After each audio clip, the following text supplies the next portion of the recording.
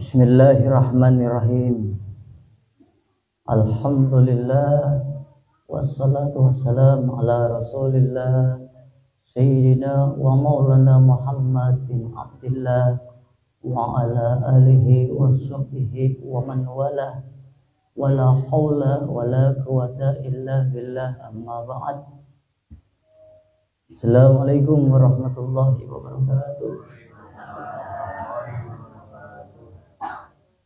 Alhamdulillahirrabbilalamin, kita masih diberikan nikmat sehat, nikmat waktu, nikmat hidup, nikmat dari segala nikmat yang telah Allah berikan sampai detik ini, sampai hari Kamis ini, sehingga kita bisa mengisi hari-hari kita, waktu-waktu kita, yang dimana setiap waktu pasti ada pemberhentian, dimana ketika waktu itu akan berhenti, maka tandanya seorang itu telah tiada.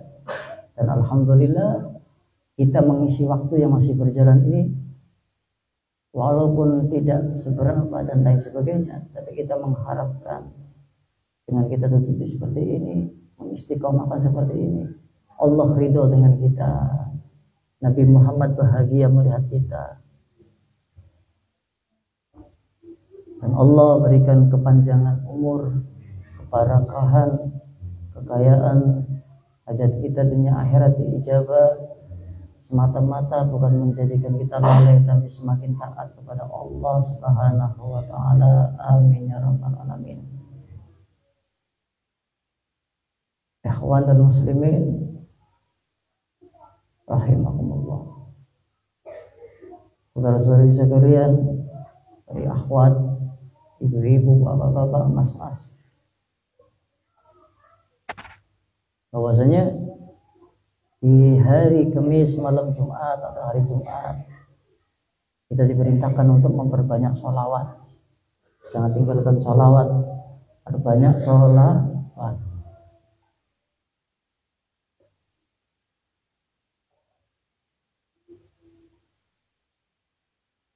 Bismillahirrahmanirrahim. Fitnatul mal wal aswaji wal auladi. Cobaan fitnatul mal, cobaan harta, wal aswaji istri, wal auladi dan anak-anak kalian. Fitnatul mal wal aswaji wal auladi itu semua cobaan bagi seorang pemimpin keluarga atau seorang laki-laki yang sudah menikah ataupun yang belum menikah. Ketika hendak menikah, istri-istrimu dan anak-anakmu dan harta yang kau miliki itu ialah cobaan.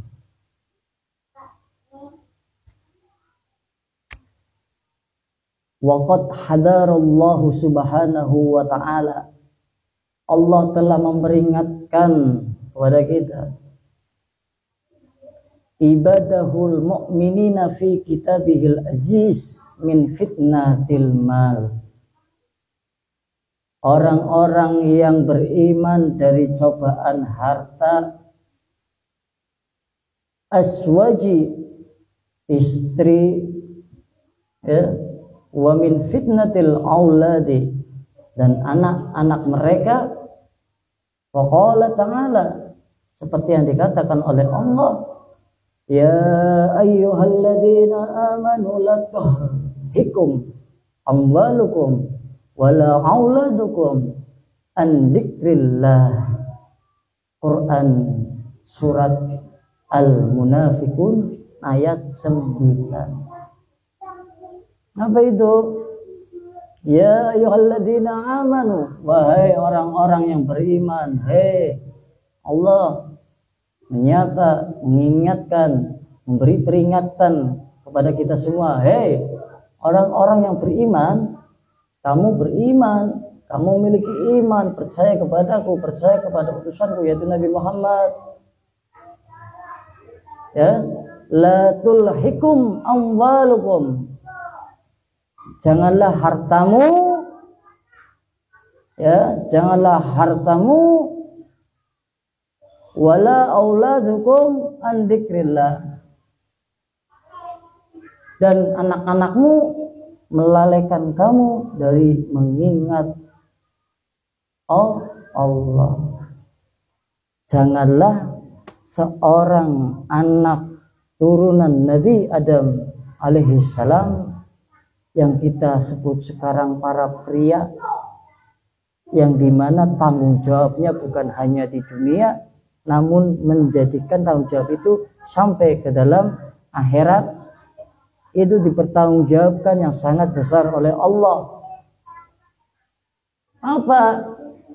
La tulhikum amwalukum, janganlah hartane jenengan wahai pria laki-laki yang belum menikah, yang akan menikah, ini jadikan pelajaran ibrah. Yang sudah menikah seorang pria, ini jadikan pegangan, pengeling seorang istri pun agar mengetahui apa yang telah disampaikan oleh Allah dalam Al-Quranul Karim, Quran surat Al-Mu'minun ayat 9, bahwasannya la tulhikum amwalukum wa auladukum an dzikrillah, jangan sampai hartamu, anak-anakmu melalaikan kamu daripada mengingat Allah Subhanahu wa ta'ala. Jangan sampai. Bayangkan, di sini kita diberi peringatan keras oleh Allah. Hei, orang-orang yang beriman, jangan sampai hartamu, anak-anakmu, istri-istrimu itu cobaan semua, jangan sampai itu menjadikan engkau lalai dengan Allah. Bib, orang lalai dengan Allah seperti apa, Bib? Itu pertanyaan. Orang yang lalai dengan Allah, yang ia bertambahnya waktu, bertambahnya umur, masih diberikan nikmat-nikmat oleh Allah tanpa ada udur halangan secara syariat, ia banyak melakukan kemaksiatan daripada banyak melakukan kebaikan. Itu. Apakah kemaksiatan yang mendapat dosa? Tidak. Melakukan perkara-perkara yang tidak menguntungkan dirinya untuk kebutuhan kelak di akhirat pun, maka itu bagian orang-orang yang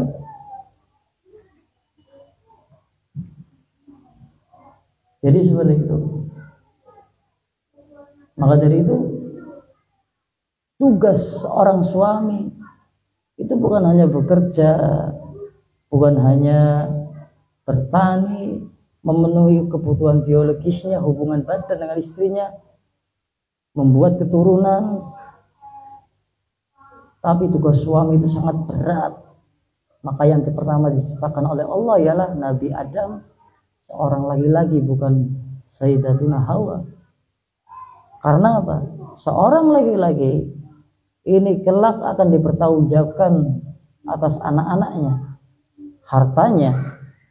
Ya gunakan, ya dapat dari mana, diberikan untuk siapa,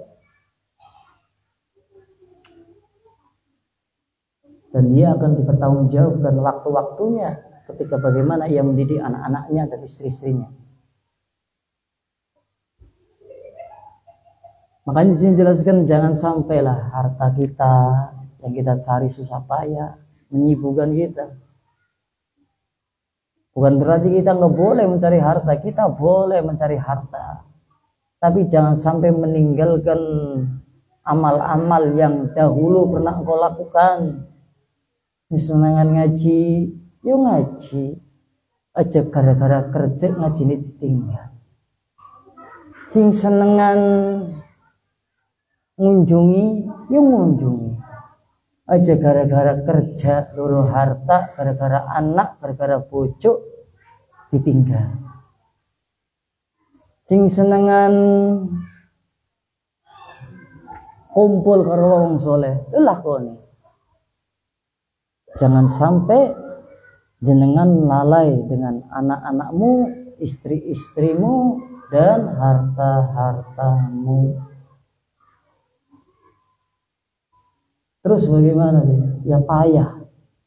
Orang yang ingin mendapatkan keselamatan untuk keluarganya, untuk anaknya, untuk orang yang dicintainya, maka di dalam kehidupan dunianya ia banyak melakukan perjuangan yang melelahkan. Demi apa?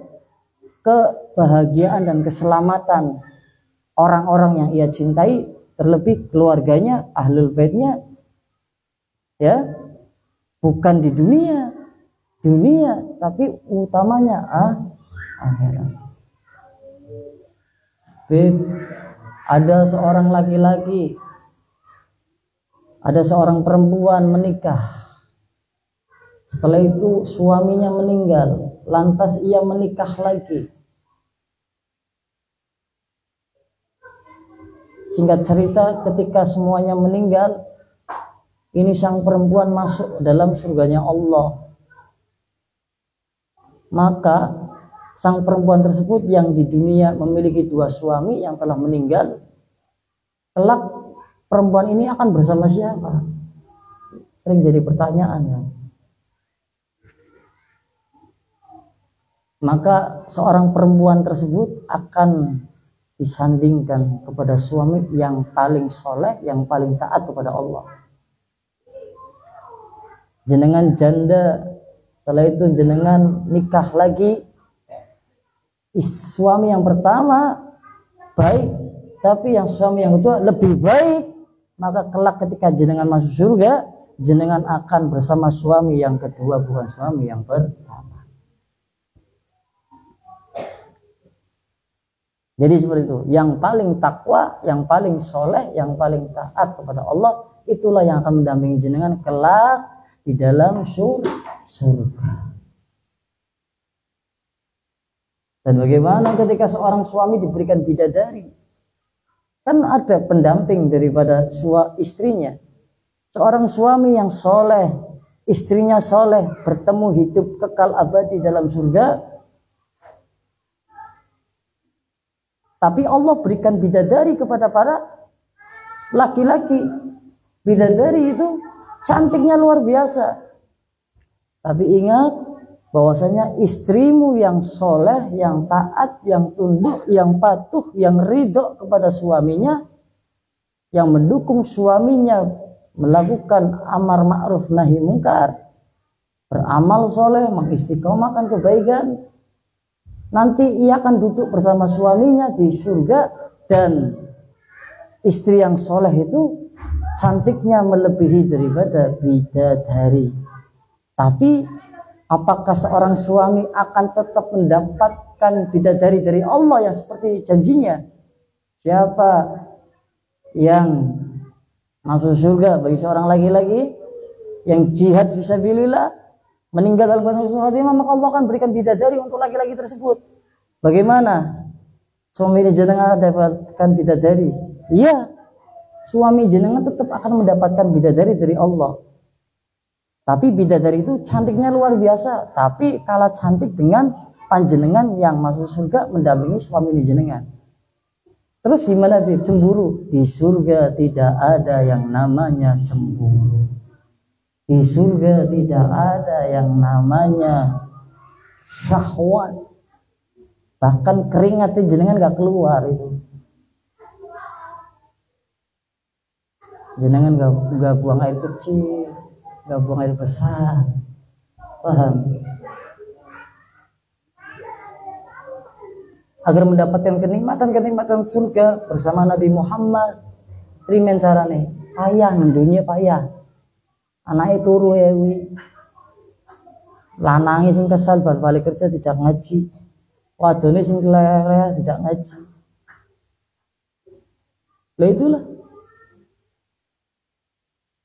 Dia akan berakit-rakit ke hulu, berenang-renang ke tepian, bersakit-sakit dahulu, bersenang-senang kemudian. Tapi kemudian di sini itu ya alam akhirat, yang dimana setelah jenengan melakukan perjuangan yang luar biasa dalam kehidupan jenengan demi anak, demi istri, dan seorang suami bertanggung jawab besar untuk keluarganya, hartanya dijaga cukup diambil untuk memenuhi kebutuhan hidup. Kebutuhan hidup itu seperti apa? Yang menyangkut daripada Allah, yang menyangkut daripada kemanfaatan anak istri dalam urusan akhirat. Selain itu nggak ada manfaat kecuali hartamu digunakan untuk di jalannya Allah. Ingat itu.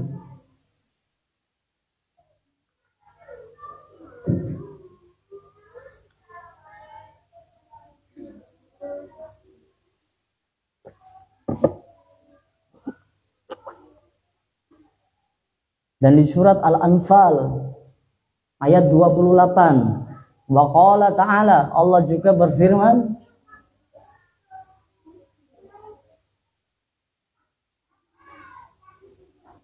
wa i'lamu annama amwalukum wa auladukum fitnah. Apa itu? Dan ketahuilah bahwa hartamu dan anak-anakmu itu hanyalah sebagai cobaan. Hartamu dan anak-anakmu itu, wahai bapak, wahai ibu, hanyalah sebagai cobaan. Hartamu dan anak-anakmu itu, wahai ibu, bapak, itu hanyalah cobaan. Cobaan tahu? Cobaan tahu enggak?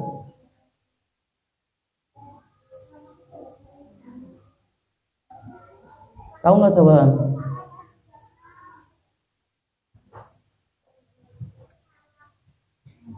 Siapa yang dicoba, siapa yang diuji, maka itulah akan nampak kualitas diri seorang hamba. Nah, jenengan ingin menjadi manusia yang kuat, maka akan diuji oleh Allah seberapa kuat iman kamu. Sama dalam Quran surat Al-Anfal ayat 28, wa iklamu annama amwalukum wa auladukum fitnah. Anakmu, hartamu itu hanyalah cobaan. Ingat, hanyalah cobaan. Makanya dari itu, jangan sampai cobaan ujian tersebut jenengan tidak bisa melewati. Bagaimana cara melewati ujian? Lewat anaknya, ujian lewat harta ini jenengan. Ayo, bagaimana caranya?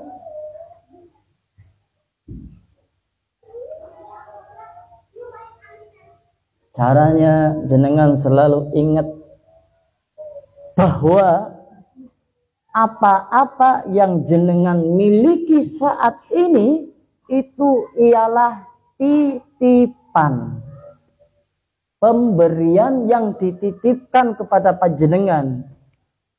Anak, harta, titipan. Paham? Dan titipan tersebut akan dicoba, diuji untuk panjenengan sedaya oleh Allah. Apakah anak jenengan membuat jenengan lalai dengan Allah? Hartanya jenengan lalai dengan Allah, lupa dengan mati, lupa dengan akhirat. Dan suatu saat harta dan anak itu akan diambil oleh Allah.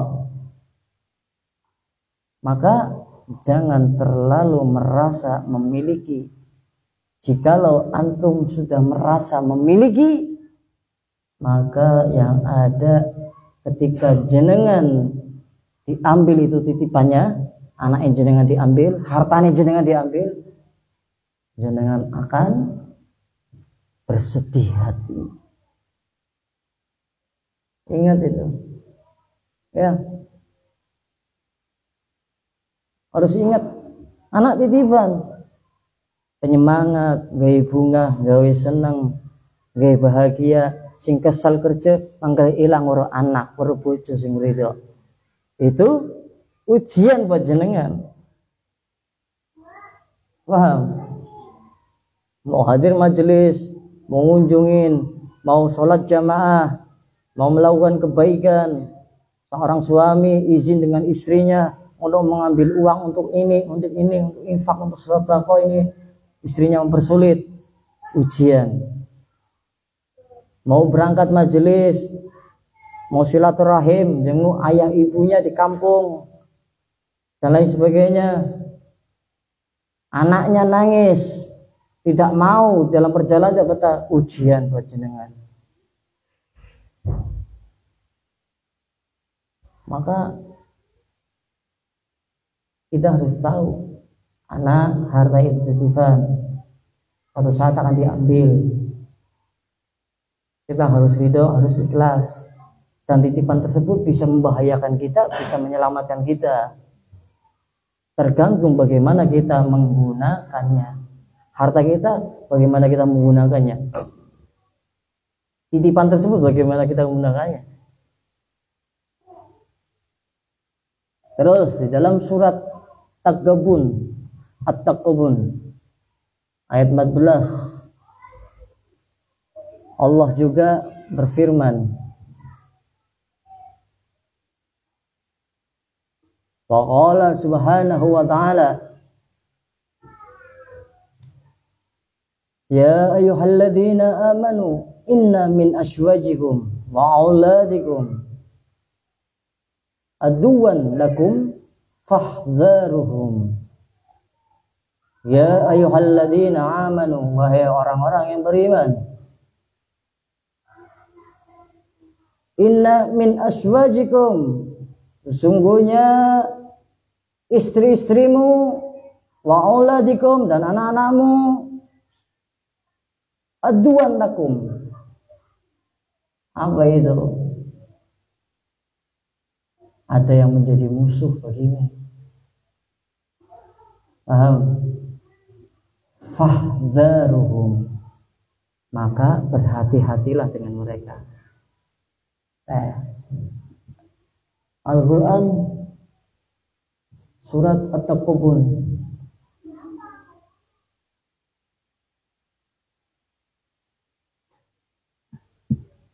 ayat 14, Allah memperingatkan bagi orang-orang yang beriman, istrimu, anak-anakmu, ya, itu ada yang menjadi musuh bagimu. Maka berhati-hatilah kamu terhadap mereka. Maksudnya gimana? Yang dikatakan oleh Allah, istrimu dan anak-anakmu ada yang menjadi musuh bagimu, maka berhati-hatilah terhadap mereka. Istri itu bisa membahayakan seorang suami, bisa mengajak seorang suami dalam ketaatan menjadi kemaksiatan, dalam ketaatan menjadi kedurhakaan.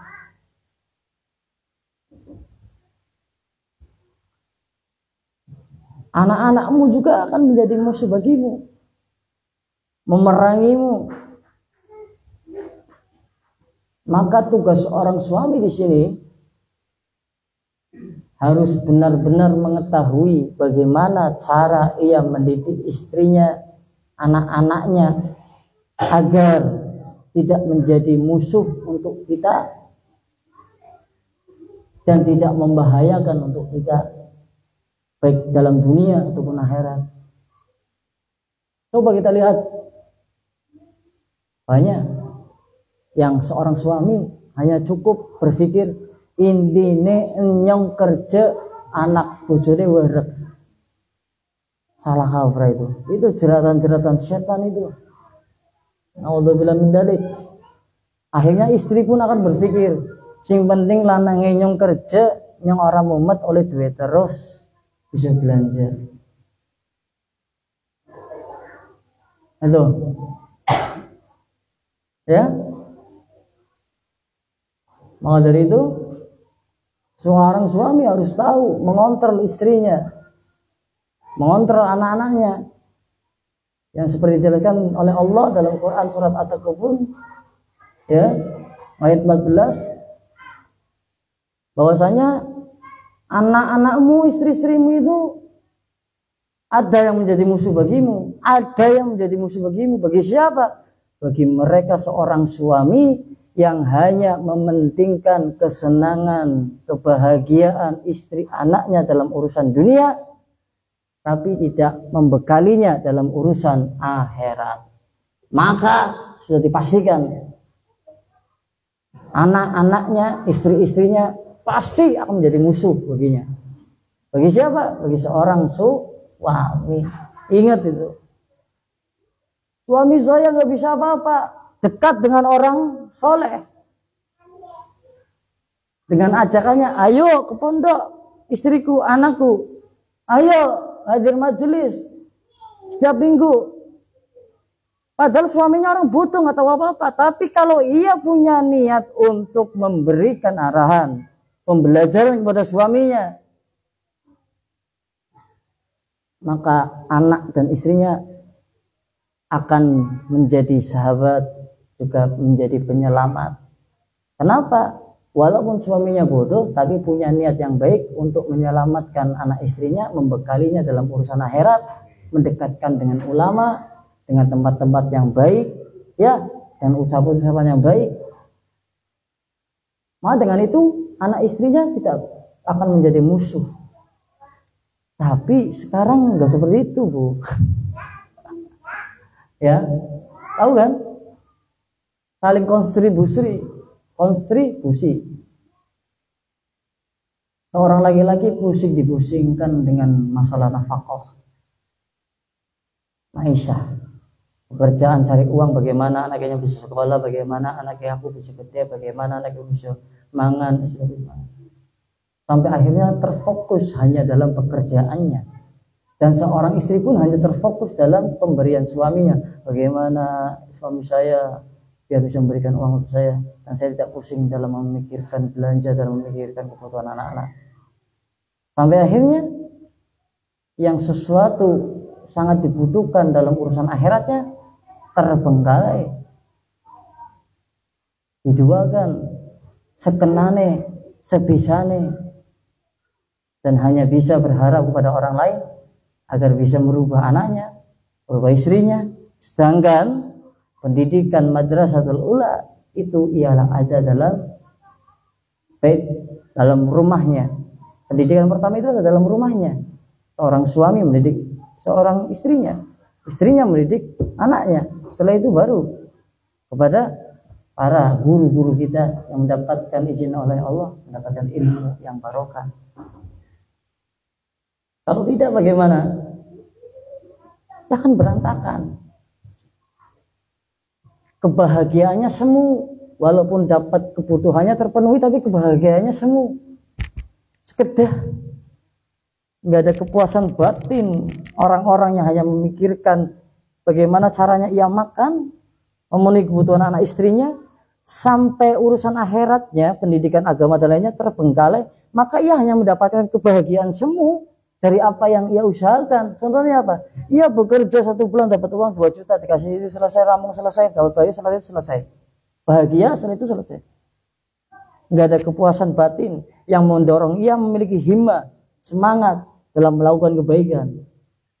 Coba, walaupun jenengan punya mobil dan lain sebagainya, kalau tujuannya hanya itu, maka jenengan hanya diberikan Allah kebahagiaan sesuai dengan kadar apa yang telah jenengan usahakan. Kadarin jenengan usahanya apa? Pingin oleh duit akeh, men bojone orang rumit, bojone orang mumet, anaknya selamat, aman. Yang jenengan hanya bahagianya sebentar. Dan ketika ekonomi jenengan sulit, istri ngrumit, jenenge mumet, amal-amal kebaikan yang lainnya ditinggal pating kecret. Akhirnya apa? Kembali kepada surat Al-Anfal, istri-istrimu, anak-anakmu menjadi cobaan. Wes, si ngomong Quran, itu aku maning Quran. Bib bisa menjelaskan seperti itu dari siapa, Bib? Dari Quran. Bisa menafsirkan seperti itu dari siapa, Bib? Dari Quran. Quran dari mana? Dari Allah. Akan percaya ora? Monggo.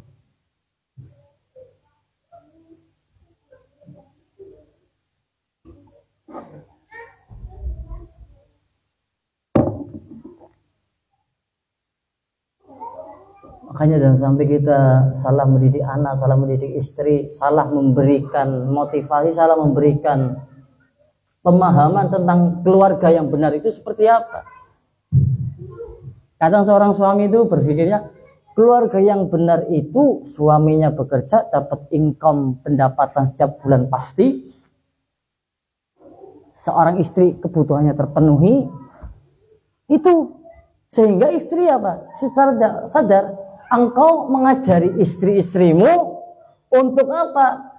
Menyimpan memori perkataanmu bahwasanya aku setiap bulan pasti oleh jatah, atau setiap minggu pasti dini jatah, setiap dia pasti aku oleh duit ketinggalannya. Ketika tidak terwujud bakal marah. Bener gak? Tapi bagaimana harusnya kalau istri? Ayo kita jalani hidup bersama, kita ikhtiar usaha bersama. Engkau jangan mengharapkan aku tidak mengharapkan engkau, tapi aku berusaha semaksimal mungkin untuk memenuhi kebutuhanmu. Dan engkau wahai istriku juga berusaha semaksimal mungkin untuk mendidik anak-anak kita perkara urusan agama ataupun akhirat. Itu yang ditanamkan dalam istri, tapi tidak. Kalau mah yang apa sih jeneng insyaallah saja. Ya. Akhirnya simpenin otak kayak gue. Ditarapkan setiap bulan jalan-jalan, nanti refreshing, healing. Setiap bulan jalan-jalan. Itu yang diterapkan kepada jenengan, itu akan mengakar kepada anak. Jalan-jalan boleh? Boleh. Tapi bukan menjadi sebuah kebutuhan atau sebuah jadwal. Harus jalan-jalan setiap akhir pekan. Itu kebiasaan-kebiasaan orang Yahudi, Bu. Kenapa? Ia mencari ketenaran, kekuasaan, uang yang banyak. Dalam satu minggu itu ada hari Minggu yang dimana ia berlibur. Untuk apa? Untuk beribadah kepada Allah, dan sisanya untuk menyenangkan keluarganya, bersuka cita. Jangan apa melu-melu. Bukan yang nggak boleh, tapi jangan dijadikan sebuah kebutuhan. Amigo harus seperti ini. Lucu nanti jenengan tidak secara langsung akan menjadi istri ini. Jenengan coba dibalik nasibnya jenengan, dipecat, disuruh di kerjaan, disuruh di pemasukan 9 juta jadi 500.000. Apakah jenengan masih memenuhi kebutuhan jalan-jalan anak istri jenengan yang sudah dibiasakan? Ayo, akhirnya timbullah permasalahan dari itu. Timbul permasalahan dari itu. Kenapa? Segala sesuatu yang sudah terbiasa akan melekat dalam hati dan pikiran anak dan istri jenengan. Ketika jenengan tidak memenuhi itu, jadi permasalahan. Ora perhatian, ora ngerti lanangnya. Bener?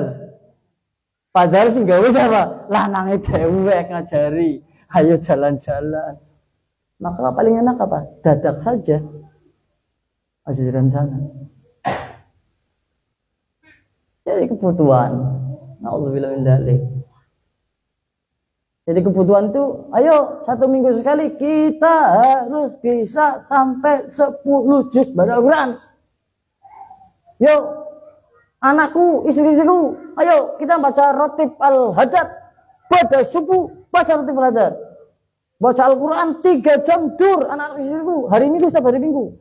Setelah itu kita jalan-jalan. Enggak, kita enggak seperti itu. Kita enggak seperti itu. Bener? Kayak gitu enggak? Enggak.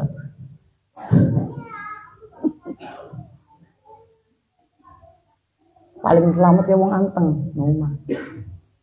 Metu ning manfaat, dengar manfaat. Anteng. Lebih melak pompong dunya, pompong nang dunya dirimu nggak kemanfaatan, primen carane jenengan besok panen nang akhirat. Dudak ke seneng-senenge, dudak ke jalan-jalane, tapi akeh ibadahe, akeh perbuatan taate. Sekopres cukupe. Ya kan seperti itu. Omong suruh dia seneng-seneng. Mau jenom yang primen. Ya.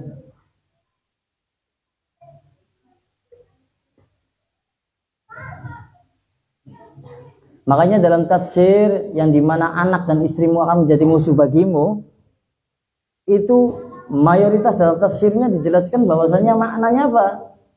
Dalam surat At-Takabur ayat 14 bahwasanya wa iklamu annama amwalukum mauladukum fitnah. Wa qala subhanahu wa ta'ala ya ayyuhalladzina amanu inna min aswajikum wa auladikum aduwwun lakum fahdharuhum. Anak-anakmu, istri-istrimu, ya, wahai orang-orang yang beriman, istri-istrimu dan anak-anakmu ada yang menjadi musuh bagimu dan kamu berhati-hatilah terhadap mereka. Musuh di sini kenapa? Pengen tahu? Yang tadi saya jelaskan di awal ya. Kenapa bisa jadi musuh? Lewat mana setan? Lewat pendapat. Paham? Lewat pendapat. Kayaknya mau. Pak, biasanya kan tiap minggu jalan-jalan sih. Kor jalan-jalan. Pendapatnya sampean kayak gini, pendapat istri. Itulah yang jadi musuh nanti. Itu makna dari ayat surat At-Takabur ayat 14. Dalam kitab dijelaskan seperti itu. Ya, mereka bukanlah musuh yang sebenarnya, tetapi mereka akan berbeda pendapat dengan pendapat sang ayah. Karena didasari apa? Kasih sayang. Anaknya berbeda pendapat karo bapaknya. Bojone berbeda pendapat karo lanange. Nah dari pendapat yang berbeda itu setan masuk ngompori-ngompori tukaran lah. Coba dalam rumah tangga kebanyakan apa? Ekonomi, iya ekonomi tapi sumbernya dari berbeda pendapat. Coba pendapatnya aku dini Allah sitik apakah syukuri omongan-omongan terima pendapat ibu belum tentu kayak gue. Ayo, maka beda pendapat antara laki-laki dan perempuan. Benar. Laki-laki dan perempuan beda pendapat. Wis bu, dewek dagang bae sana nih. Anak di sekolahnya semampu nih. Ya, aku kerjanya kan wira swasta, kadang undang wong, kadang oleh kadang ora. Terus disyukuri ya bu ya, pendapatin jenengan ya gue. Seorang laki-laki, lah ibune ngomong, bojone, ya ora apa. Walaupun sama wira swasta, kadang oleh kadang ora, ya orang lanang tuh tanggung jawabnya gede lah. Kalau gitu kerjanya lu yang anane mana nguli proyek paha dilakoni. Anaknya mau ke sekolah anjur SMA atau kuliah, yang bisa montok kuliah. Apa yang dipermasalahkan tadi? Pendapat bu. Rumah tangga hancur gara-gara ekonomi. Dobol kabeh. Karena apa?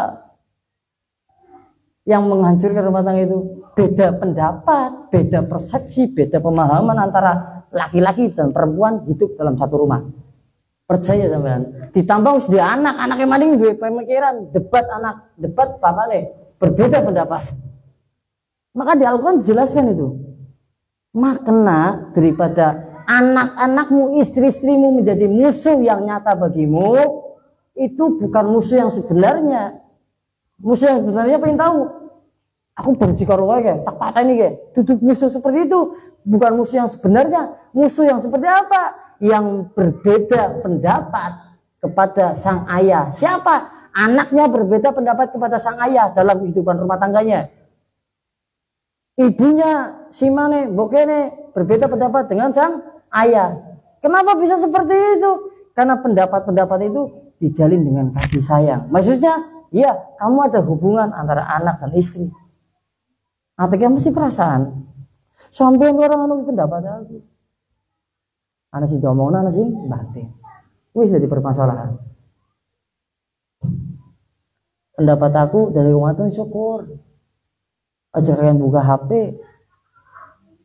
Ngajine sing kiyeng, baca Qur'ane sing bener. Aja kalian paes nomor bae go lanange. Pendapatnya sing lanang, nomor wadon. Lah pompong iso urip.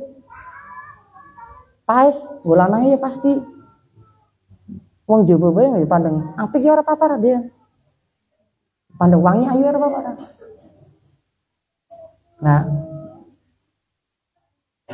dari pendapat yang berbeda itu timbullah permusuhan. Paham ya? Untuk aku lagi lara bu, masya Allah. Yakin? Arab ya, masya Allah. Ya.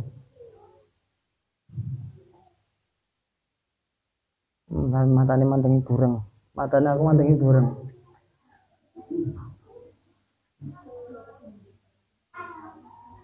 Iya, gigi saya lagi sakit sampai lihat jenengan itu burung, arana apa?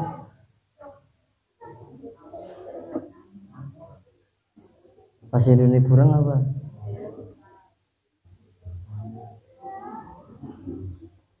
Kabur, kabur gitu Melayu, lunga, lamur di Jawa.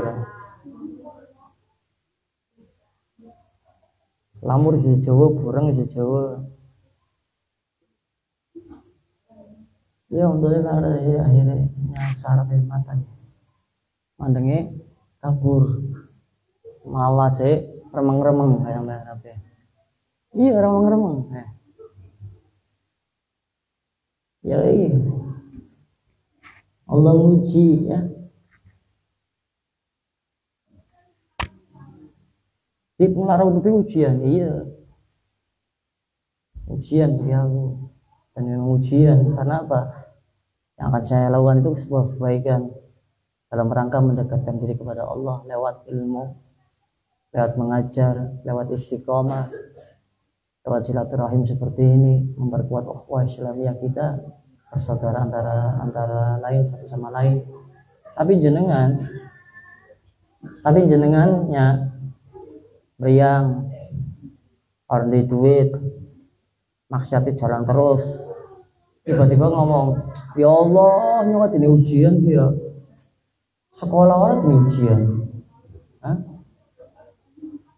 Sama nara sekolah lah kamu ini ujian lah orang kakek orang manfaatnya orang kakek maksiatnya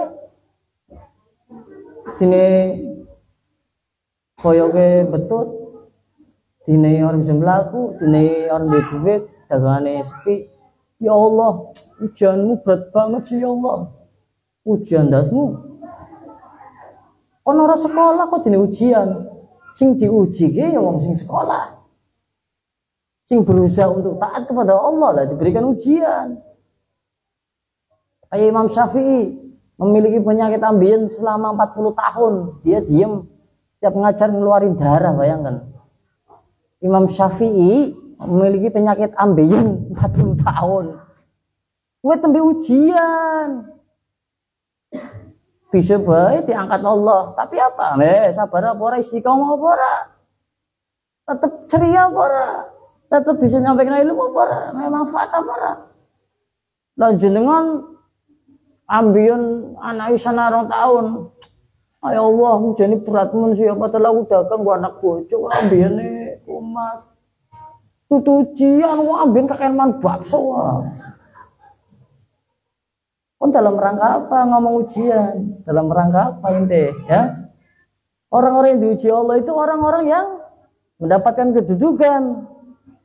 Orang-orang yang beriman, bukan hanya iman-iman tok, sing bener-bener jaga imane, istiqomah, amaliyae, gunakna waktune nggo ibadah taat karo Gusti Allah, mesti diuji. Tapi pantas ngomong ujian, sampean maksiate akeh. Salat ae tinggal, sangme kendospok. Atine isin penyakit. Dene mriyang, dene iki ngomong ujian, sekolah ujian. Mau njaluk lulus maning ya. Primen. Weh, ngerti ya? Bedane ujiane wong beriman karo wong sing epen-epen beriman tapi nganggepi ujian. Bukan berarti wong sing dine suatu suara enak kadang Gusti Allah berarti ujian. Deleng di situ. Saya pernah ditampar keras, saya diberi nasihat. Saya pernah diberi nasihat. Intinya ada suatu permasalahan lah. Terus saya berkata kepada ulama tersebut, iya Bib ya, ini ujiannya, ujian bagaimana? Itu bukan ujian buat kamu, itu ada, kamu bisa seperti itu, kamu mendapat seperti itu karena ulah kamu sendiri, bukan ujian itu. Aku ngangklo, maring ulama mau, iya Bib, aku lagi diuji ya Bib ya. Ini nama masalah lah. Terus Habibie ngomong, itu diuji dengan Allah. Kowe karena perilaku dari kon sehingga kon oleh sesuatu sing orang ngena-kena. Allah akan nguji wong kaya ente. Nah itu dalam rangka apa diuji ya? Nyelengi aku pintu motor, pintu mobil, gue gagah-gagahan nyelengi. Barang nyelengi duitnya apaan? Tuku soleh desa juta pintu mobil ya. Dong dirampok. Duitnya dirampok. Apa ujian? Ayo. Nyelengi 2 tahun. Apaan tuku? Motor. Bisa main dealer dirampok. Hilang ujian. Itu ujian. Apaan menuhi nafsu nekon? Kepinginan nekon ujian. Ya Allah, aku manusia 2 tahun nyelengi duit karena 50 juta barang 8 tuku motor dan dealer kok dirampok. Dibegal, dicolong. Ujiannya aku berat. Aku ikhlas ya Allah. Doasmu. Itu ujian ya. Ujian ya jenengan nyelengi. Apaan muga gaji nyelengi. Dipangan rayap. Duitnya ya, ana ya. Terus jenengan ngomong, ya Allah. Berat ujiannya. Macam dalam rangka apa? Ibadah. Orang dalam rangka apa? Ujian. Ini sekolah orang dalam ujian, orang dalam lulus maning. Pakai menungso sing kuwi, Bang. Akeh manusia yang seperti itu, maka jenengan harus tahu jenengan itu diuji apa ora. Ya. Nah. Lagi nang sawah macul. Jos, kepacul, jos. Aduh ya Allah, ujianmu berat sekalinya kepacul, orang ngerti nyong. Remu lagi lor apa, lagi lor dunia. Kon lagi lor dunia, antum itu lagi cari dunia. Karepe kowe macul, karepe kowe nandur pari. Tujuannya kowe main apa? Main pari ini bisa ditebas main oleh duitnya nggak memuasna nafsu. Ujian. Gue balik sini ngampet ambruk aja ujian maning. Ujian terus untuk apa? Untuk dalam ujian apa nih? Jadi seperti itu. Ingat itu. Gak sembarangan Allah memberikan ujian. Marung bajingan masih diuji. Ya, mana wong rampok tembak polisi drop. Der. Bojone, ya Allah, lanangku tembing rampok sepisan ditembak polisi mati ujiannya aku berat men hewe. Ya ora. Ayo, ditinggal lanange bar nyopet tabrak jebret. Mati. Berarti ujian ujian. Ujian ringan. Ujian itu dalam rangka taat, tunduk, patuh, dalam rangka menjalin hubungan kita kepada Allah, dalam rangka kita melakukan kebaikan, ikhlas karena Allah. Terus di pertengahan jalan kita melakukan kebaikan, di pertengahan jalan, pertengahan tahun, pertengahan hari, kayak jenengan kayak berusaha istiqomah ya. Ujiannya apa? Anaknya tambah rewel men. Jangan apa melu anak apa melu tetap istiqomah. Nek pengin lulus ya tetap ngaji. Rewel pan ora, karena rewel bakalan mandeke. Terus maning pengin dari wong bener hadir majelis, duit itu tambah langka, tambah melarat, tambah miskin. Ayo. Sama hadir majelis dalam rangka apa? Beneri awak, pengin selamat. Pengin diberkahi kali Gusti Allah. Pengin guna waktune sisa umure nggo sing apik. Terus di pertengahan jalan ya bareng melu majelis dagangane nyong sepi. Maning-maning urunan. Diganyami awak dadi wong atau diganyami nyen. Nang majelis diganyami. dibenyami, dijengkeli, dijaluki duwite, jaluki tenagane. Nah. Tapi jenengan itu melakukan itu dalam rangka apa? Memperbaiki hidup jenengan untuk kehidupan kelak di akhirat. Dagane sepi. Bikin padahal nyong Remel majelis duit akeh.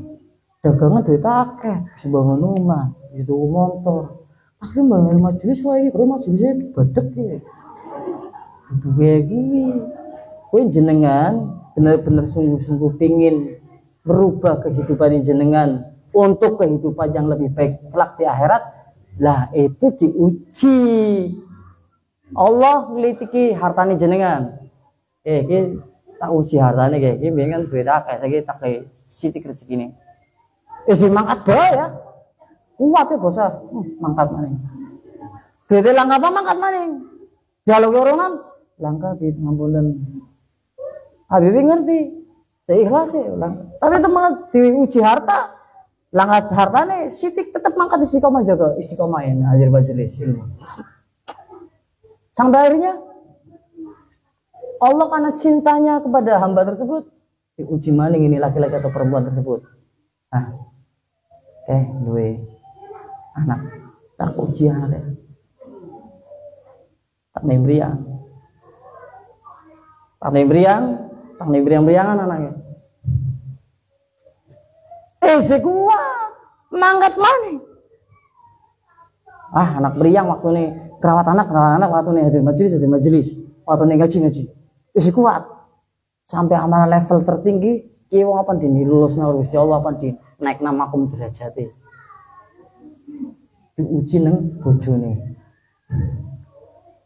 ya bojone ngomong Pak wis Pak ngajine wis sanggal minggu lah sebulan bisa nah wis sanggal minggu ping wis mending jujule dewek salat lah lawan apik perkara kontok oh iya meninggalkan amaliyah yang sebelumnya ia telah lakukan. Akhirnya Nabi Muhammad mengatakan Nabi lebih menyukai orang yang melakukan amal terus menerus, continue, tidak terputus walaupun sedikit. Akhirnya apa? Sudah bertolak belakang dengan Nabi. Kalau sudah seperti itu akhirnya gugurlah apa yang telah ia bangun dari awal.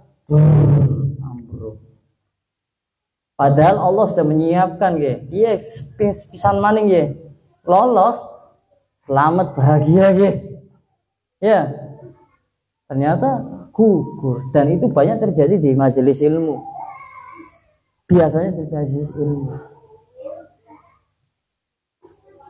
diuji hartane diuji anak diuji bojone bu lanang diuji makanya kita harus jadi orang bijak. Harus tahu. Taunya apa? Introspeksi.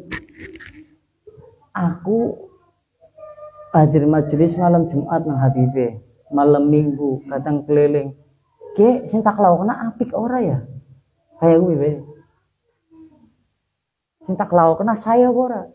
Nyalai ya ora? Terus aku melakukan ana sing tak tinggal loh penting apa ora? Kayak kuwi nggo ngerem jenengan. Ya. Jadi seperti itu.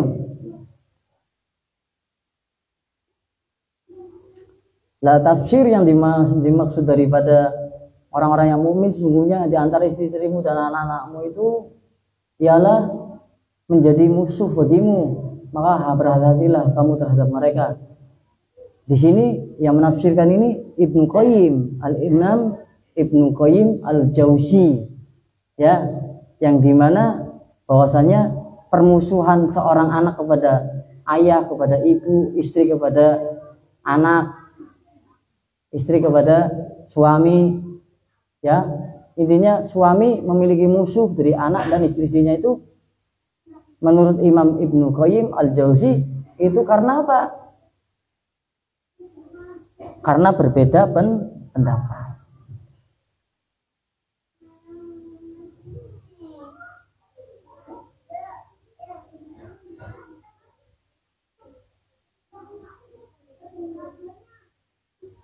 Walaysa muraddu min hadhihi adawati man yafhamuhu kasyirun minan nasi annaha adawatu ba'dha wal mujadalah.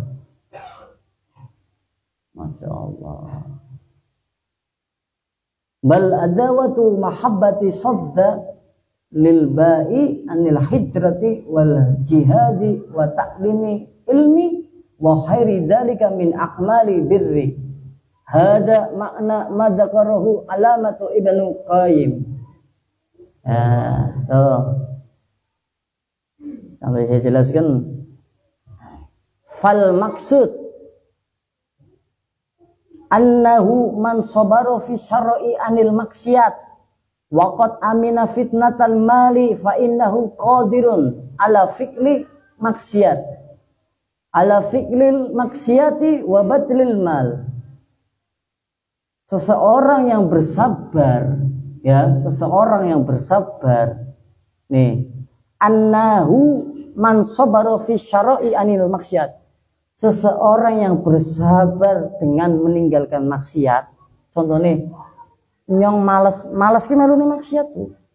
Malas yang menjadikan engkau jauh dari Allah, malas menjadikan engkau menunda waktu-waktu beribadah kepada Allah, menunda kebaikan dan lain sebagainya, maksiat. Maksiat hati.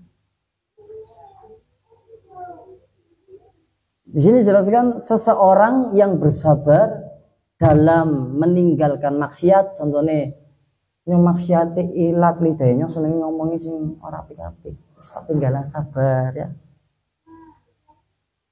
Maksiat-maksiate akeh ditinggalna sabar. Aja nglawan maksiat lah intinya. Sabar. Maka ia akan dijaga ya, maka ia akan terpelihara dari cobaan harta. Paham enggak? Jadi sapa wonge sing sabar dalam meninggalkan maksiat, watak sing ora apik ditinggal demi menuju sesuatu sing apik, sifat sing ora apik ditinggal demi menuju sesuatu sing apik, kebiasaan sing ora apik ditinggal demi menuju sesuatu sing apik. Ya, tabiat sing ora apik ditinggal demi menuju sing apik. Dengan sabar ninggalna kowe perkara-perkara rapi kowe mau, maka jenengan bakal terpelihara dari cobaan harta. Maksudnya apa? Insya Allah nih jenengan sabar dalam meninggalkan maksiat, watak sing ora apik, sifat sing ora apik, kelakuan sing ora apik, perkara-perkara sing ora apik, jenengan sabar ninggalna kowe sampai jenengan ninggal. Maka dalam kehidupan jenengan ketika jenengan dapat harta, jenengan insya Allah hartanya pasti digunakan di jalan Allah. Jenengan tidak akan pernah terkena fitnah dari harta. Yang dimana fitnah harta tapi tahu. Jenengan oleh rezeki ora syukur tapi malah rusula ditambah gunakan di jalannya Allah. Kuwi fitnah harta. Jangan harta itu kelak akan dipertanggungjawabkan oleh Allah. Lah wong sing sabar dalam meninggalkan maksiat, sabar dalam meninggalkan perkara-perkara yang tidak baik, maka ia akan terpelihara dari cobaan harta. Itu seperti itu. Karena harta itu dapat menyebabkan seseorang itu membuang-buang uang yang ia kumpulkan untuk sesuatu yang kadang tidak manfaat. Manfaat hanya untuk di dunia, tapi dalam urusan akhirat tidak ada kemanfaatan sama sekali. Ya, apalagi digunakan untuk berbuat maksiat. Makanya orang yang menahan dirinya, ya, wa qadarika man sabara alal tarbiyatil auladi wa adda ba'di zaujati kana lahu darajatu aliyah. Fa innahu laisa kullu zawjatin wa waladin minhum adda. Tuh. Makanya orang yang dapat menahan diri dari berbuat maksiat, ya. Walihada kana lahu sawabul jazil wal fadlul adim. Wa kadzalika man sabaru 'alal tarbiyah. Orang yang dapat menahan diri dari melakukan maksiat, maka Allah akan memberikan pahala yang besar. Allah akan berikan pahala kepada jenengan yang besar. Pahala itu apa, Bib? Pahala ya bisa berubah dengan keselamatan. Pahala bisa berubah dengan kebahagiaan. Pahala bisa berubah dengan rahmatnya Gusti Allah. Bisa nang dunia, bisa nang akhirat. Paham?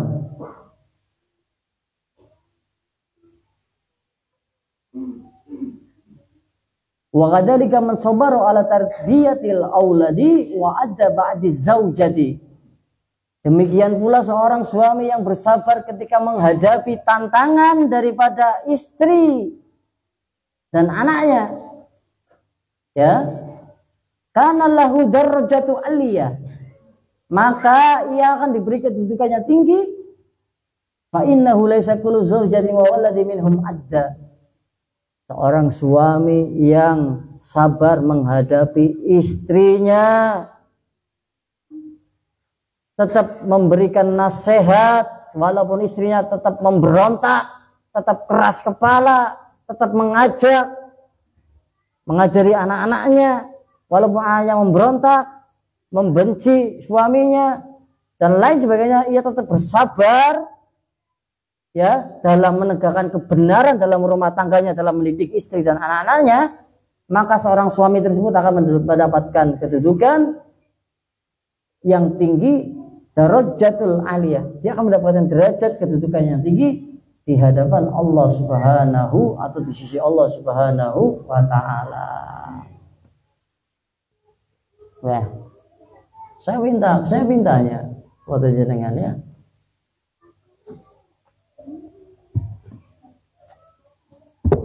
Saya mintanya kepada jenengan.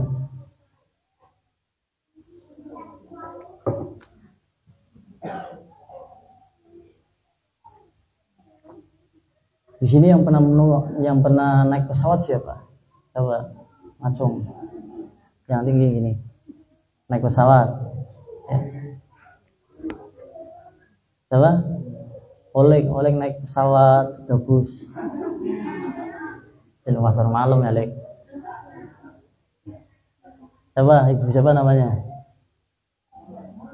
Hah? Ibu Fatma, istrinya Kang Wasno. Ya, doakan ayahnya Kang Wasno ini, istrinya Masya Allah ya. Ayahnya buat nasi goreng, baca sholawat, istrinya ngaji. Kan itu, saling melengkapi. Tapi hatinya Kang Wasno pasti ada dalam masjid. Seperti itu. Dia menggerakkan istrinya untuk hadir. Ibu Fatma berarti pernah naik pesawat.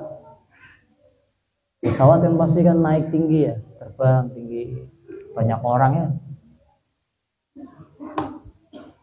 Pertanyaannya seperti ini. Oh, baru ngomong sebuyu.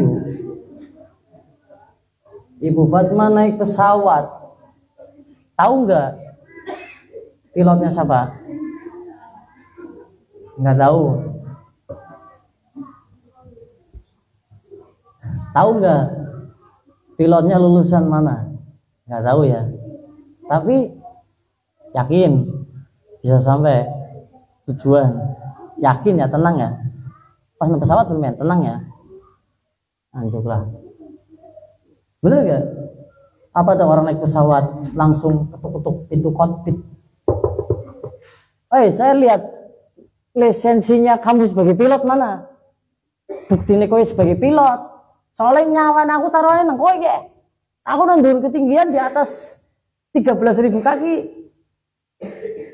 Di atas permukaan laut. Seandainya tipu aja hancur lebur. Lah coba aja ndeleng lisensi ente, lisensi ataupun bukti bahwa anu seorang pilot.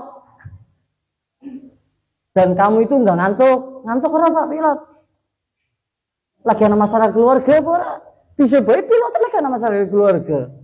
Mumet, penyakit imigran rabu mencet tombol kayak dan lain sebagainya. Bener apa? Lah manusia kan bukan nabi, bukan robot yang bisa sakit, yang bisa nggak enak badan, yang bisa hatinya gelisah, sukar dan lain sebagainya, dan juga bisa jujur ataupun tidak jujur, dan juga bisa berbuat yang nekat ataupun berbuat yang jahat, bisa kan? Tapi para penumpang pesawat tuh bisa pada tenang ya, nendur tenang. Oh, Bandara Soekarno Hatta ya. Kenapa bisa seperti itu? Karena jenengan yakin sama pilotnya. Masa bodoh pilotnya anak ijazah saya pora, duwe masalah pora, nggih.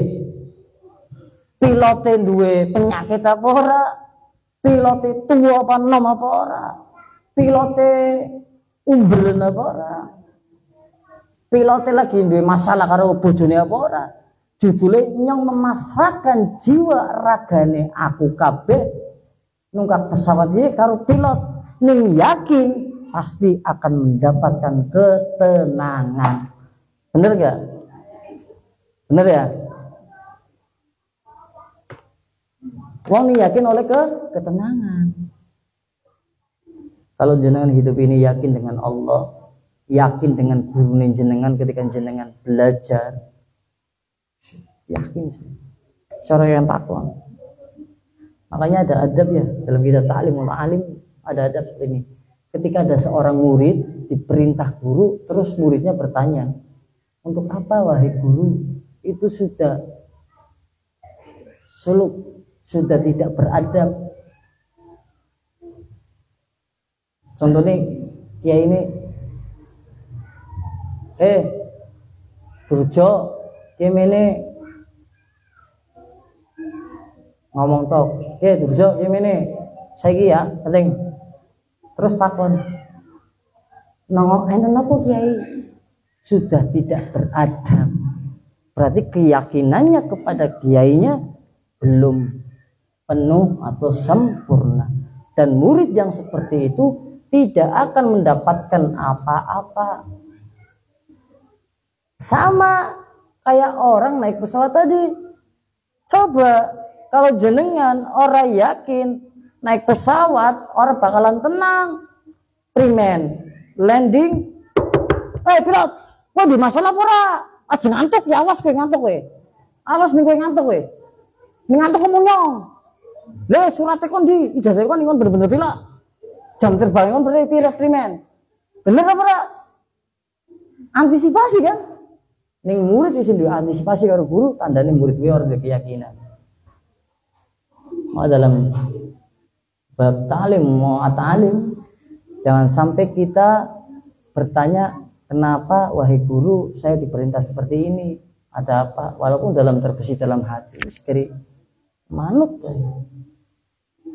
ya, jadi seperti itu. Dan dalam kehidupan pun ketika kita berguru kepada seseorang, ketika kita hidup dan kita meyakini Allah sudah mengatur segala sesuatunya untuk kita, tidak pernah akan salah alamat kematian kita, tidak akan pernah salah alamat rezeki kita, tidak akan pernah salah alamat keselamatan kita, tidak akan pernah salah alamat keberkahan kita. Maka kalau orang meyakini itu, yang ia dapat ketenangan dalam hati seperti layaknya Mbak Fatma naik pesawat masa bodoh yang anjuk tujuan percaya sepenuhnya karo pilot orang takon nang apa. Paham? Kayak gue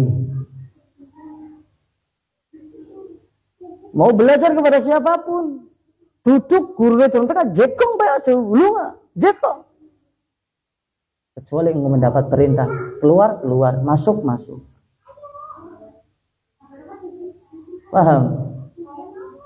Rendah di hadapan manusia, di pandangan manusia, tapi mulia di hadapan Allah. Kenapa? Ia belajar menundukkan nafsu, syahwat, egonya hanya untuk mencari keridhaan Allah lewat guru. Bener ora? Contoh ya nyong anak Syekh Mudhar atau apa? Ya. Nyong natani sandale nyong mijutin arep jamaah nyong ora isin. Nunduk naik guna aku. Ya, nyong mijeti, nyong mewe duit. Padahal yang susah.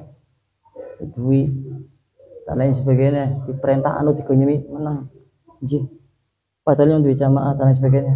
Berarti nyong mulia gitu depan Allah. Karena apa? Guru ternyata diamnya guru itu memberikan hikmah pelajaran untuk kita, sehingga kita bisa menundukkan hati, ya, menundukkan nafsu.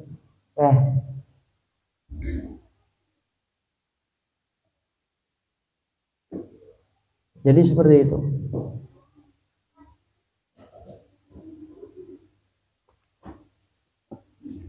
Jangan pengen tahu Kiai Haji Abdurrahman Wahid, ya, Gus Dur.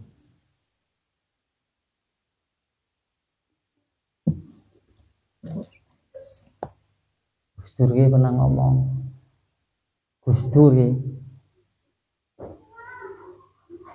pernah ngomong iki. Ana wong takon karo Gus Dur. Ana wong takon karo Gus Dur. Sebelum ditutup taklim malam Jumat ini, ya, ada orang yang bertanya sama Gus Dur atau Kiai Haji Abdurrahman Wahid. Beliau keturunan daripada Hadratus Syekh Kiai Haji Hasyim Asy'ari. Beliau juga Kiai Haji Abdurrahman Wahid, ya, dulu pernah menjabat sebagai Presiden Indonesia. Kiai Haji Abdurrahman Wahid pernah ditanya sama seseorang, Gus, Bo Kiai Habib apa Ustadz kok jo nglakoni salah sih. Sing nglakoni salah ki sing macem ya sing ora ngerti. Wong sing ora ngerti ilmu nglakoni salah. Wong sing ora ngerti ilmu nglakoni salah. Wong sing ora ngerti agama nglakoni salah, nglakoni maksiat wis wajar, ya.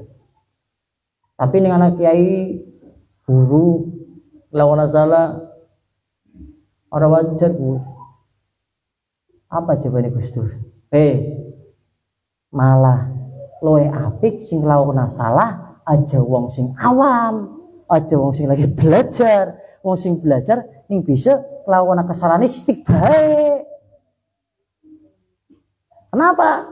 Karena wong sing alim, Kiai Habib ning nglakoni kesalahan kowe ngerti jalan pulang, ngerti jalan tobat, karena duwe ilmune. Tapi nih wong goblok orang ngerti jalan balik, orang duwe jalan tobat. Paham? Jalan Gus Dur. Makanya bahayanya seseorang yang lagi dalam belajar tapi masih banyak maksiat. Karena takutnya apa? Dia lupa untuk bertobat. Tapi orang alim yang melakukan kesalahan, ya, dia tidak akan pernah lupa untuk bertaubat karena ngerti ilmune. Tuh tadi kayak saya jeneng lagi belajar pun sabar ninggalna perkara-perkara sing ora apik, ya, maksiat perkara sing ora apik, sing sabar. Wedi-wedi apa? Bukan dewek laukna perkara sing ora manfaat, sing ora apik, ora bisa balik maning maring sesuatu sing apik. Kowe kekurangane wong sing lagi belajar ning ora bisa ninggalna perkara-perkara maksiat dengan kesabaran, biasanya ning wis metu mlebune maning angel. Beda karo wong sing duwe ilmu, sing dibentengi iman sing kuat lewat ilmune. Paham nggih? Wallahu a'lam bishawab. Insyaallah barokah, manfaat. Besok rutinan khusus perempuan jam 4 dimulai, biar jam 5 lebih 20 menit selesai. Dan doakan pembangunan, ya, biar beli bajaringan bisa, beli atap bisa, untuk di floor, ya. Saya sudah beli cucian, alat mesin cuci motor itu dan mobil itu, bisa menghidupi orang yang nganggur. Jadi ibu-ibu, bapak-bapak yang mau cuci motor ke majelis saja, cuci motornya kudu bene karo infak. Motor biasa 10.000 bisa gue meweh wong sing nyuci 5.000, 5.000 gue infak. Nang jenengan nyuci motor nang jebo kudu bayar 10.000 tapi ora oleh pahala, nang ngene jenengan oleh pahala. Ya. Lah duitnya gue apa? Gue pembangunan majelis terus. Gue kemanfaatan majelis. Lah Habibe modalnya listriknya primen bayar ini, urusannya nyong. Terus sampone primen semir bot ini urusannya aku. Aku lagi ngelatih jenengan men bisa manfaat sing istiqomah. Karena akeh wong memang manfaat tapi ora istiqomah. Pedot-pedotan. Loe apik khairun nas anfa'uhum linnas yang istiqomah. Continue rutin, paham ora? Mana hadis Nabi kan ya amal apapun ki sing rutin. Terus membantu pembangunannya masih butuh semen, masih butuh baja ringan, masih butuh pasir, kemarin sudah beli 1 truk, masih butuh lain sebagainya, keramik masih butuh keramik ya buat kamar mandi dan sebagainya. Insyaallah Allah mudahkan, Allah kirim hambanya yang ikhlas dan tulus. Minta doanya ya Bu biar manfaat. Keluarga jenengan ana tamu ana apa langat tempat turu monggo tinggu ane kamar mandi karo WC. Lah kanggo tamu ya kena nggo cegongan, kena nggo latihan ibu-ibu terbangan. Dimanfaatkan intinya. Siapa saja silakan. Tanamkan merasa memiliki majelis biar jangan tumbuh semangat. Ya, insyaallah barokah manfaat. Assalamualaikum warahmatullahi wabarakatuh. Ya Rob.